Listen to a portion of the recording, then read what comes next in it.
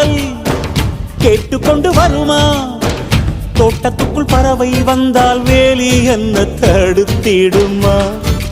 காதல் காட்டு செடி போலே கட்டளைகள் போடும் போதும் பூக்கள் பூக்க மறுத்திடுமா?